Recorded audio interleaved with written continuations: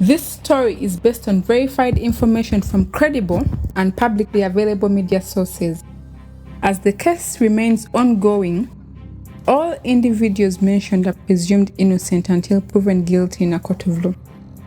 Please forgive me if I mispronounce any names of people or places mentioned in this case. I'll try my best not to. Hello, welcome back to the channel. Today we delve into the tragic story of Makgato and Kudzai Lucia Ndlovu, two women who lost their lives in the most gruesome way. The quiet rhythm of farm life in Limpopo was broken by the screams that never made it past the gates.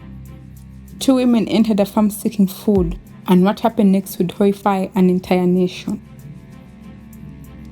In August 2024, tragedy unfolded on a pig farm near Polokwane in South Africa's Limpopo province. Two women, Makgato, a mother of four from the local community, and Kudzai Lucia Ndlovu, a Zimbabwean national, were allegedly shot and killed after entering the property to collect discarded, expired dairy products. Their bodies were later found in a pigsty, allegedly fed to the pigs in an attempt to conceal the evidence. The case has since been described as one of South Africa's most disturbing farm murders, a grim intersection of poverty, power, and violence, reopening old wounds about race and inequality in the country's rural heartlands. Makgato, aged about 47, was known in her community as a hardworking mother trying to make ends meet. She left behind 4 children, the youngest only 5 years old. Her family described her as soft-spoken, warm, and devoted to her children, the kind of woman who worked tirelessly to keep food on the table, even when it meant scavenging for leftovers at nearby farms.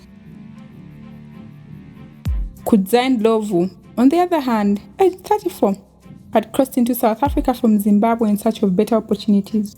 She lived with her husband, who accompanied her to the farm on that fateful day.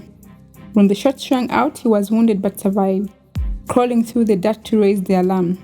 For Kudzai, life in South Africa had been a daily struggle for dignity, and her death highlighted the invincible line between survival and danger that many migrant women face.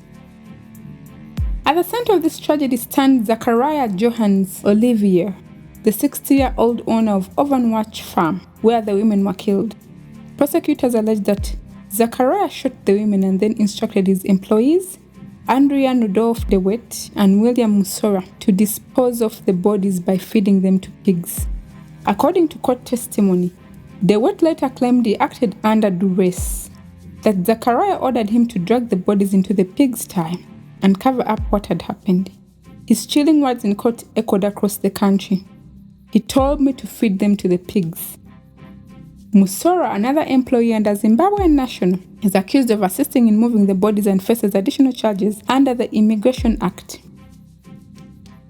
Both men initially faced the same charges as Zachariah, but DeWitt has since turned state witness, cooperating with authorities in exchange for leniency. But behind the barbed wire and the court's cold transcripts lies a deeper question. How did desperation and fear collide so violently on a piece of land meant to sustain life? During testimony, DeWitt's account painted a nightmarish picture. 2 lifeless women dragged across the dirt, the squeals of pigs echoing through the night, and a farmer allegedly desperate to erase every trace of what had happened. The state argues that the act was premeditated, fueled by anger and a sense of entitlement to control who could step onto the property. Zachariah, however, maintains that he fired warning shots in panic, not intending to kill anyone. He admits to later disposing of the bodies, but denies murder, saying he didn't know what else to do. Forensic evidence and survivor testimony now form the backbone of the case. The surviving husband continues to testify, seeking justice for his wife and her companion. Outside the courtroom, protests swell, human rights groups demanding accountability, while rural associations call for due process and fairness for farmers. Every hearing draws attention not only for its horror, but for what it symbolizes: the raw wound of race, poverty, and inequality still bleeding across South Africa's rural communities. As the trial continues, the nation waits. The outcome will not only decide the fate of Zachariah Olivier, Andrea DeWitt, and William Musora, It will test the country's conscience.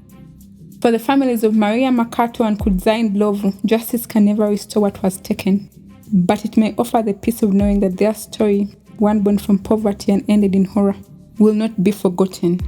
Their names now echo as a painful reminder of the ordinary women who bore the weight of a broken system. In the end, it is not only the pigs that must be fed, it is the truth.